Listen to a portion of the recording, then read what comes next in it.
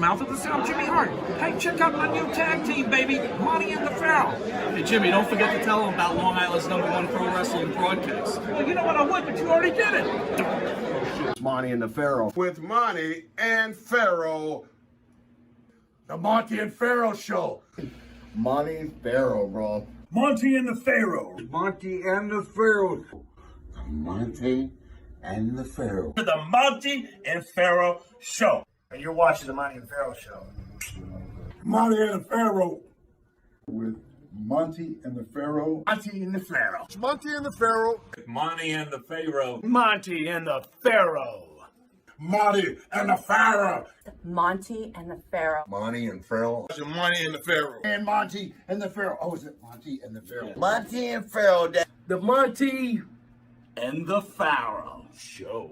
The Monty and the Pharaoh. To the Monty and the Pharaoh Show. And it's Monty and the Pharaoh, baby. Watching Monty and the Pharaoh. With Monty and the Pharaoh. Monty and the Pharaoh. Oh, what a run. Monty and the Pharaoh. Monty and the Pharaoh. Hey, cut music. When you want the best in professional wrestling, Long Island, there's only one place you're going to get it, right here. Monty and the Pharaoh. Now, that's not just the coolest, and that's not just the best. That, my friends, is just incredible. Monty and the Pharaoh. You've got the future Hall of Famers, that rocker, Marty Jannetty, and MJ in the house, and I'm sitting here with two more future Hall of Famers, Monty and the Pharaoh. We're doing that stuff, and we gonna rock it. I think I was 11 and my mom goes, you know, Santa Claus isn't real, the Easter Bunny isn't real, that dollar under your pillow for your chief, that's not from the Tooth Fairy, that's from me. Oh yeah, by the way, that wrestling crap you watch, that's fake too. And I was like, what? Like, what?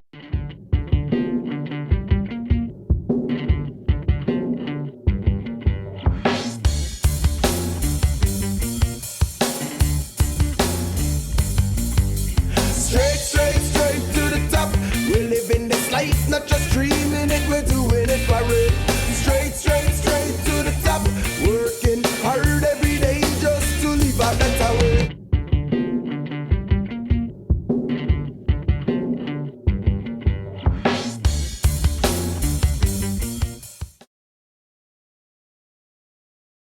All right, welcome back to Long Island's #1 pro wrestling broadcast out of Indie Music TV here out of Ronkonkoma, Long Island. Let's get to it. In studio are WWE superstars. And it's okay to say WWE superstars. We don't have to name all the other places they were at, right? Well, Gillberg and James Ellsworth, thank you guys for joining us. Hey, it's my pleasure anyway. I don't know about his. James Ellsworth Morris, born December 11th, 1984. Nice. Is an American professional wrestler, better known by the name in the ring as Dude, James 1984, Ellsworth. You're a baby. Oh, Yeah, man, he's I a know, young I feel man. so young. Holy cow. Hey, look at Gillberg. Yes, he Yes, he is. I did not realize He's a you. young man. You could be my son. Stop. He No, could he be. couldn't. What? He could be What, my you're son. 16 and you went whoops? Well, I definitely could be What are your you son, for talking sure. about? Well, Okay. you know, Gillberg didn't know my mom when they were teenagers, Yeah, we and, went to school together. and I'm a little concerned that he That's might true. actually be That's my the truth, brother. Wait a my second. Son of Gillberg. Would you bring a bottle of wine and the sparklers? Hey. I can't anymore. This is awful. I'm gonna, hold on, let me spray the sparklers. I'm gonna. Hey. Stop! A lot of Eddie- people are like, hey, wait a minute. Oi. James is a wrestler. You knew her. I'm like, yeah, I was a good guy, man. I was a good guy. We're gonna move forward with this. Let's Yeah, get to I it. feel like the juice just fell off the Born in table. Baltimore, 1984. You were saying. Yes. Are you retired currently? It says here you're retired. I got to check with you. I wrestled my retirement match with James Ellsworth. I saw that. Okay, Yeah. okay. My family begged me to quit. They saw the Really, movie The man? Wrestler, and it was like, wow. Okay. Dad, you gotta They get say out of lose the the ring. sparklers? That's rough. Yeah. That's rough. You know, not that you mentioned a wrestler. What'd you guys think of that movie? It's hard to watch for us because I mean it's so accurate. It's very accurate. Is it Yeah. accurate? Oh, yeah. You know, Cornette had a coronary over that movie, saying that's not an accurate reflection of how traditional wrestling Now is. it's not accurate to modern day wrestling because now guys are like just playing video games in the locker room and pretty much behaving themselves for the most part in the locker room scene. But I mean, it's like just for the indie stuff they show in the movie. Felt pretty damn it real, felt huh? real, yeah. Interesting. I got a stat for you that'll get you. Go back to WWE, WWF, WWF. Longest reigning champions, singles champions. I'm number 8. of all time. Wow, you hit the top 10 in a company that's been around over half a century. Man, that's weird. Yeah, I mean, I think it's awesome. It is awesome. If you remember when Lesnar beat it, they go, "Oh, you just beat Gillberg's record." I mean, to be honest with you, I was such a fan that I didn't really get wrestling was fake till probably my 5th match. What? Really? Yeah. Man, I still remember training Barry showing me a punch. I'm going, man, are you kidding? Come on, don't mess with me, man, like that. And he's going, Dwayne, that's it.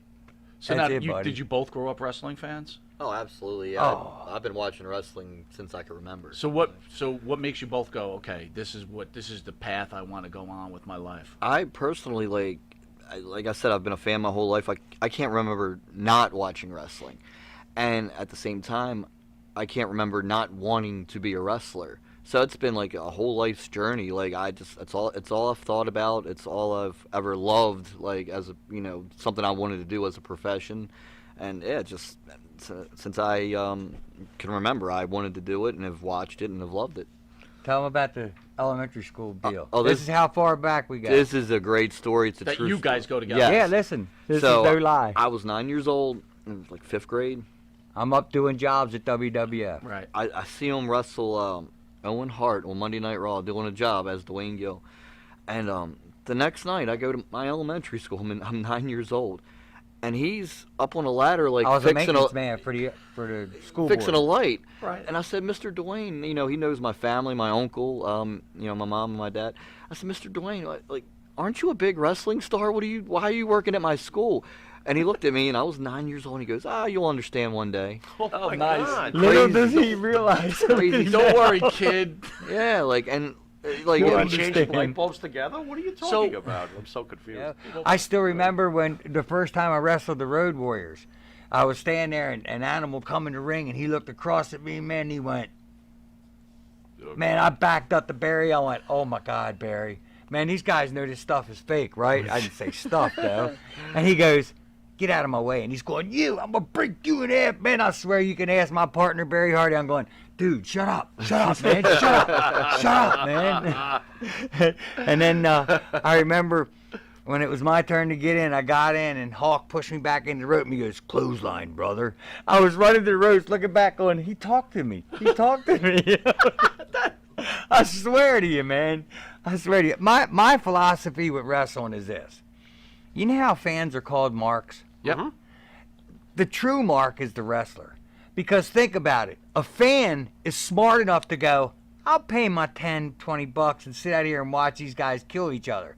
The mark is the guy that goes, I don't care how much it hurts, how much I pay, how much I got to do. I want to get in that ring and do that. Am I correct? Yeah. Yeah. I mean, that is the mark. And to me, to this day, wrestling, people ask me, and I go, man, wrestling is my life. Yeah. It's everything to me. And it sucks what's happening to it. I used to sit in the locker room, and Randy Savage would look at me and go, what? And I'm like, Randy, you're you. That's the funny part, man. You're you. Right. It isn't like you would go, oh, yeah, do his thing, and then come in and go, hey, so, Dwayne, how's it going? He was like, what's up, brother? And I'm like, But I couldn't handle it, man. You guys lived your gimmick a little bit too, right? It was an extension of both of you, no? Oh, yeah. Oh, hey. Yeah, absolutely. Well, I mean, me personally, like, he didn't know wrestling was fake until what? He said he was his 5th match. Me personally, I think I was 11, and my mom goes, Santa Claus isn't real, the Easter Bunny isn't real, that dollar under your pillow for your teeth, that's not from the Two Very, that's from me. Oh, yeah, and by the way, that wrestling crap you watch, that's fake, too. And I was like, what? Speaking of your mom, right, so you love the sport, and then at what point do you say, hey, Ma, I'm going to be a wrestler? And what does she say to you? Well, I've been, I told them my whole life, my parents, I want to be a wrestler, I want to be a wrestler. It didn't really hit them until I graduated high school when I was 17, and 4 days later, like, how when you graduate, you get money from relatives and friends, you have a party, and they get, so it was like $2,700, and wrestling school was $2,500 in Baltimore, where Axel and Bone Breakers, where I went, where Axel was training at, and I said, all right, I want to take this money, and I want to be a wrestler. My parents were like, at the time, I'm 5'8". I haven't grown an inch since. I'm still 5'8". 125. I'm about $170 now, so I did put on some pounds. And they're like, you're 5'8", 125, and you want to become a wrestler. And you're going to spend all this money on it. He's like, you're going to spend this money to break your neck and get hurt. And they're like, no, you need to go to college. And I was like, I'm going to wrestling school. And 4 days later, after I graduated, I took that money and went to wrestling school. Let me ask you this: a lot of people bitch and moan about the WWE being this billion-dollar enterprise, and you're one of the older wrestlers, and they feel that some of these guys who made Vince McMahon all this type of money should have gotten like pensions and 401ks and all this. Where do you stand on that?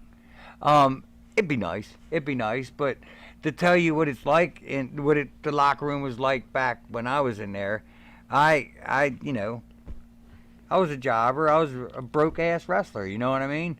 And I was up there working, and I had been on. They had us on for like a week, and I had like $5,000 in my bag, and I came back after a match, and it was gone. Ace. Now I'm freaking out, right? It's in WWF's locker room, not WWF. I'm freaking out. I mean, I'm crying, man. I'm like, my God, there's everything, my bills, everything, man. What am I gonna do? What am I gonna do? Vince sees the tape, walks over, he goes, what happened? I said, Mr. McMahon, I had this money right here, and it's gone. He said, calm down, Dwayne, calm down. Walks over to Chief, see him talking to Chief. Chief walks over and goes, here you go. Vince walks back and goes, I'm sorry that happened in my locker room. Wow. Yeah, and And that's you said why. Chief J. Strongbow? Oh yeah, Chief J. Okay, Strongbow, of course. sure. Yeah. And here's the thing, like, they pay you very well. Very well, it's man. It's up to you to save the money and all that. I mean, pensions will be nice and health insurance. But the thing is, you get paid so much, you can get that on your own because they like anybody that like it drives me nuts when guys cry about what they get paid up there, like.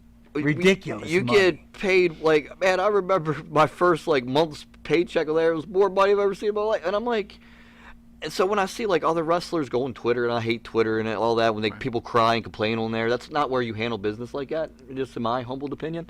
And I'm like, man, what are you talking about? Like, you're making a lot of money. You can, like, way more than the average person. That's what I think about. The average guy makes, what, $40,000 a year? In WWE, you can make that in a month or two. Even like the smallest guy can make that in like at least 4 months. You know, it doesn't take you a whole year at all. Like maybe a superstar Billy Graham, right? A guy who maybe built the business. Wonderful. Right? You know, who's pretty much just broke now with tons of medical problems. Right. I mean, do you think there should be a difference between those guys, those legends who helped build the business? I really feel that they made their money. Yeah. But they spent it. Right. Can I say something? You can say I everything. made a ton of money. I'm broke. Why? I raised my cost of living, right? In other words, I lived at a $60,000, $70,000 living. Okay. I got that job, the contract, boom, I jumped up $300,000-$400,000 a year living. New cars, new boats, new house, new this, new that. You lose your job. Get back down to $70,000. But you're still living at $300,000-$400,000. Yeah. So you, Fast forward 7 years later, you're like, what do you mean declined? James, when you debuted with the WWE and you took that vicious beating from Braun Strowman, right?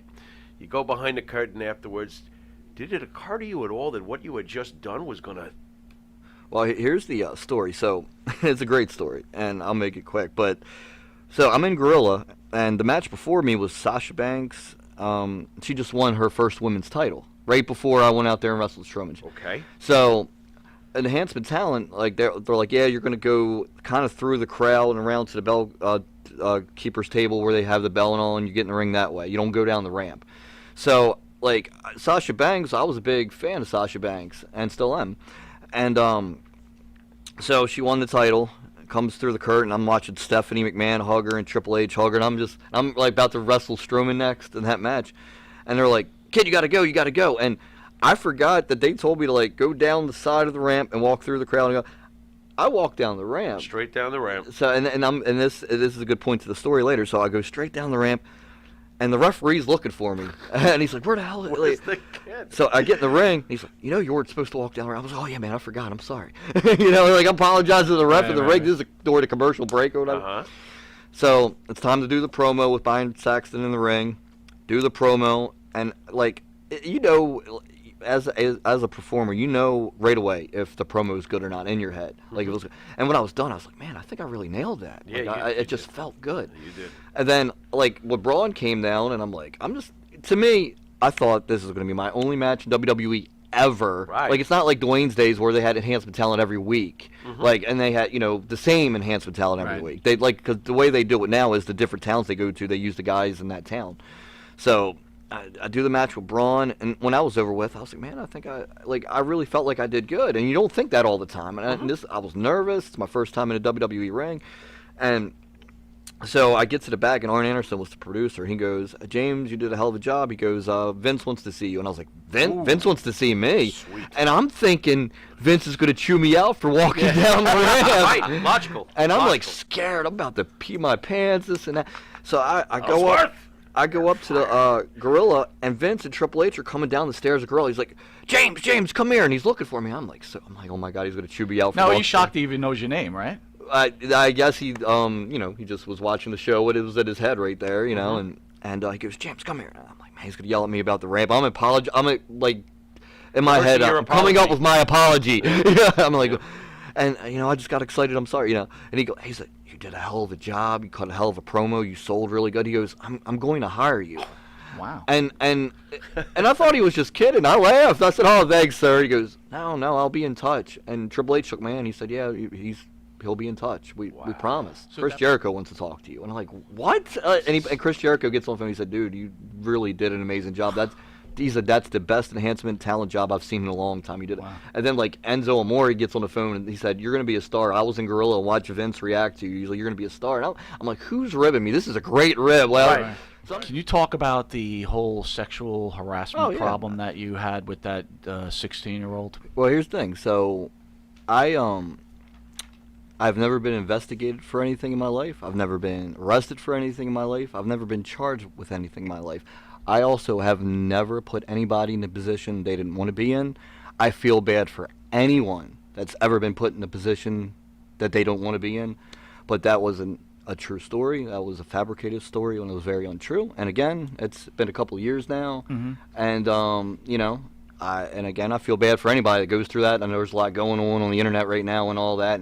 And the stories that are true, I feel bad for those people, and I hope they get the justice they deserve. But at the same time, there's people that tell untrue stories. And I feel bad for the people that have been through that as well. Describe your emotions when you're accused of this, knowing damn well this is a bunch of BS. It's hard, man, because you can't defend yourself on the internet when you're a celebrity, because people... They want to believe it. They want the dirty truth and not the clean story. So you mentioned Carmella. Can you speak about your relationship with her? How was it working with her? I always tell everybody she's a very intelligent woman. What I mean by that is she knows if she feels like she's getting stale or something's not working, she hurries up and reinvents herself and fixes it.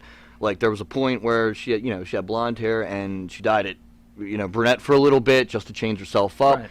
She always wears different gear for the pay-per-views. She actually pitched the idea for me to be with her to Vince herself. That was her idea because she wasn't doing anything at the time. She was feuding with Nikki Bella and just doing jobs to Nikki Bella, and that was about to be over. And the stuff with AJ Styles, Dean Ambrose, and myself was about to be over. And she was like, pitched the idea to Vince. Well, what if you put him with me and I use him to win matches? I manipulate him and to help me get to the women's title.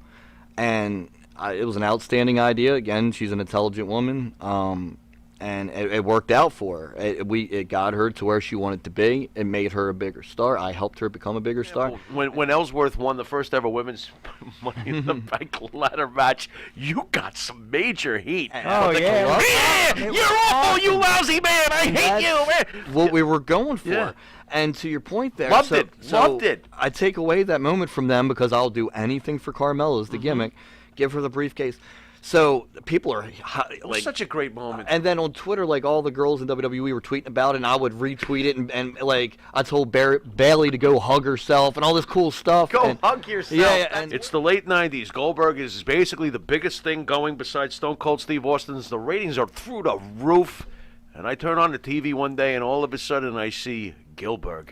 This has to be one of the most successful takeoffs on a wrestler I have ever seen. This was hilarious. Were you nervous when they came to you and said, You're going to be imitating that big dude over in WCW. Did you think to yourself, this is going to be pissed at me? Were you I expect- made it up. You made it up? Oh, yeah. Okay. Tell us. I was doing it on the Independence. Nice. And I was actually, I had, got my contract and everything as Dwayne Gill, won the title, and I was on the Job Squad. Okay. And we were doing a house show, and I was talking to Percy and Kane in the back. And, telling them, I was making fun of the boys on the Independence, man. I said I did the Underfaker. I said I did Stone Old. I took swim foams, those tubes, and made braces out of them, and all came out with a walker and everything, I did Stone Old. I was Stone Old Steve Boston. Nice. That's great. Oh, and then and then I did Gillberg. And, and they're all like, and then Percy goes, Gillberg. Wait a minute. Oh, Dwayne Gill, you may have something there, young man. And I laughed, and then every time I walked by him during the hall that night, it was Gillberg, Gillberg. Kane kept doing it, and Percy kept doing it. So the next day, I went to catering, and we're getting ready to do TVs, and I got my plate and all, and Percy and I got the boys. The boys are going Gillberg, Gill. So I put the plate down. Went, There it is. Everybody laughed and cracked up, and I thought that was it.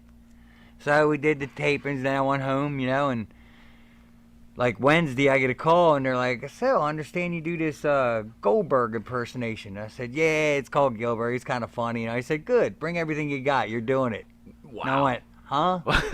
And they went, "Yeah." I said, I don't want to lose my title, man. I said, I just won. I don't want to lose my title. And they go, that's the beauty of it. You're going to wrestle heavyweights. You're a light heavyweight. Right. And so the count goes -1, -2. I said, okay, you got it. I'll bring everything with me. So I came up there, and come the night of doing it, I'm okay. Everything's fine. And Vince comes up and he goes, so, Dwayne, tonight's the night, huh? And I go, yes, sir. And he goes, everybody's going to be watching you. I'm counting on you. And I go, yes, sir. And he walks away, and it was like, I mean, everything I was done. And actually, I was worried. And Triple H came up to me about half hour for the show. And he goes, Dwayne, what's wrong, man? And I go, oh, man, Hunter, man, Vince did this. He goes, Dwayne. You're doing a parody. He said, remember when I did the croc and all that stuff? We were doing all. He said, croc. Man, you could go out there. It don't matter. He said, if you're walking down the ramp and you trip and fall, he said, roll down to the bottom and jump up and go, ah. He said, you'll be fine, man. That's right. He said, you're just making fun of him. No matter what you do, you can't do nothing wrong. And I went, That's right. Oh, man. Yeah, you're right. And that took all the weight off me. And if you notice on the first one, I didn't realize it, but I had Chuck Norris gloves. And they got a steel bar across here. And I come out and I went, ah, wham! And you see me go like this. Right, like, whoa, I ain't doing that no more.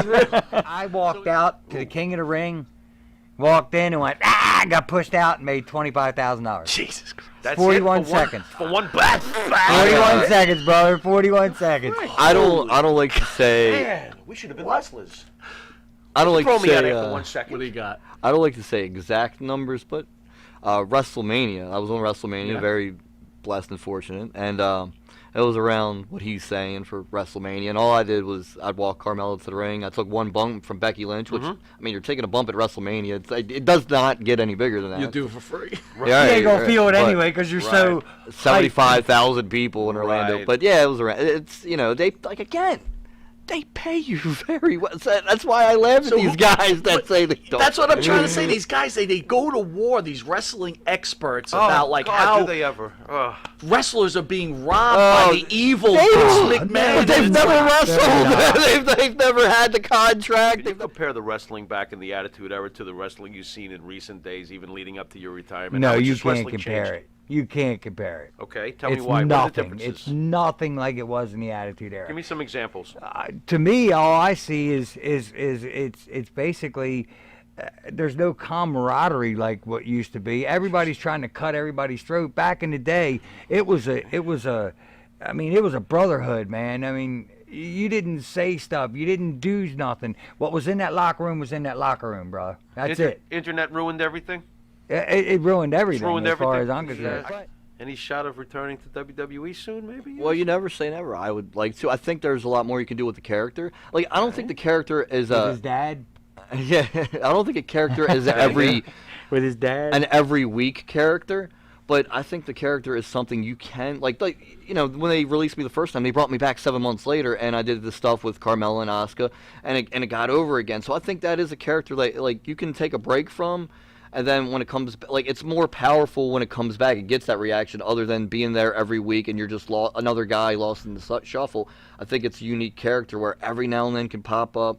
If Carmella came out and started cutting a promo, and then he come bouncing out with his hat and everything, the place would fall apart. Oh, yeah. You know it as well as I do. They would erupt, man. Well, I'm a little more humble than that. I don't know what would happen. But You know, the internet could say what they want the day after, but when he rushed up that ladder, that place went. they were going. They were going berserk. So well, no, when I'm climbing the ladder, they're going nuts. I think they wanted me to grab it and take off with it myself. Oh, I would have. So I think the heat was giving it to her, which was good. Have you thought about ever possibly being a manager on screen? That's absolutely 100%. I think that's something see else. that. I would love to be a modern day Bobby Heenan or Jim Cornette or Harvey Winslow. like just get heat. Like get heat. I don't know, why did they get rid of the manager role? Yeah, why? Why do you feel And why that can't we have wrestling another Gene veered from Okerlund? that? You know why? They don't want to pay More money. Why? When I can pay you $150,000 a year to go out there, why do I have to pay this guy $150,000 But do you too? think it really helps Yes. wrestlers get over to have a faceless Barbie doll interviewing them No. instead of a Gene Okerlund? Oh, no. Would you I guys- think the Gene Oakland's better. Like you guys as fans was like Carmella, and Carmella's awesome, and I love everything she does. But Yeah. when her and I are together, wasn't that very interesting? Yeah, it was good. No, you guys And, like, work together. And, it works well. And I think like us separate is not as cool as us together. I like agree. I thought like.